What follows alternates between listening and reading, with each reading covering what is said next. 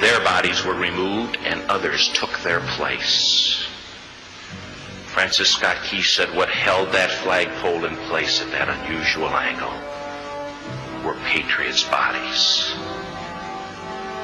He penned the song, "Oh, say can you see by the dawn's early light what so proudly we hailed at the twilight's last gleaming? Or the rocket's red glare, the bombs bursting in air, gave proof through the night that the flag was still there. Oh, say, does that star-spangled banner yet fly and wave o'er the land of the free and the home of the brave? The debt was demanded. The price, it was paid." All right, folks. Now, look at what our country's turned into now. A operations base for criminal offshore banks to export tyranny worldwide and enslave us here at home, with government COINTELPRO saying that if you don't want socialist health care, you're a racist. That's COINTELPRO. Playing that against people, creating racial division, infiltrating groups, trying to radicalize them, trying to get people to commit acts of violence so they can put them in prison. Openly saying they want to restrict our free speech that our forefathers fought and died for. This is outrageous. We, the patriots, the constitutionalists, we're the good guys. We're trying to save the republic. And anybody that stands against that, and anybody that calls for abolishing the Bill of Rights, which they're doing right now, is a treasonous, traitorous, larcenist enemy of humanity. Period. Period. Now, here is Steve Voss and his rendition of the Star-Spangled Banner, now that you know what it really stands for. And that's why with COINTELPRO, they've demonized our country's history so they could replace it with the New World Order. That's why they hate our founders. Here it is.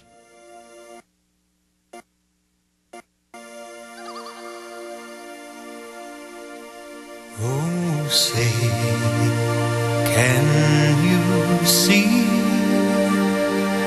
by the dawn's early light what so proudly we hailed at the twilight's last gleaming, whose broad stripes and bright stars through the perilous fight o'er the ramparts we watched were so gallantly streaming, and the rockets red glare, the bombs bursting in air, gave proof through the night that our flag was still there. Oh, say, does that star-spangled banner yet wave o'er the land of the free and the home of the brave? Oh, say, does that star-spangled banner yet wave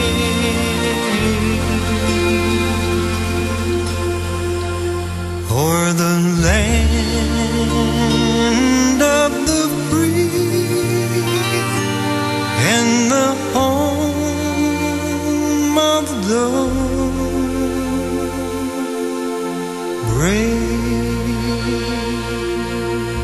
The globalist don't teach in schools or anywhere else why the Star Spangled Banner is so important.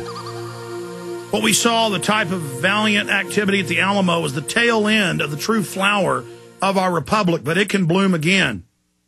And I want you guys to cue it up to the front of that video, the start of the video we played with the George Washington quote. I want to read that here on air for people to understand what the costs are and where we came from and what we are and our responsibility to turn this around and to fix it. I have FEMA on video calling George Washington an evil terrorist. This is an alien, evil group of corrupt people that hate our country, that are in control of this nation.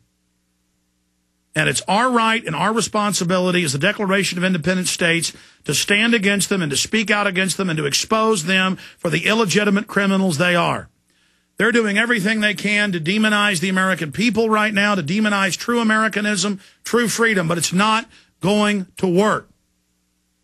It's not going to happen. The spirit of freedom is rising. Do you guys find that George Washington quote? I want to put it up on screen for people, and I want to read it here on air before we go to break, because George Washington boiled it all down.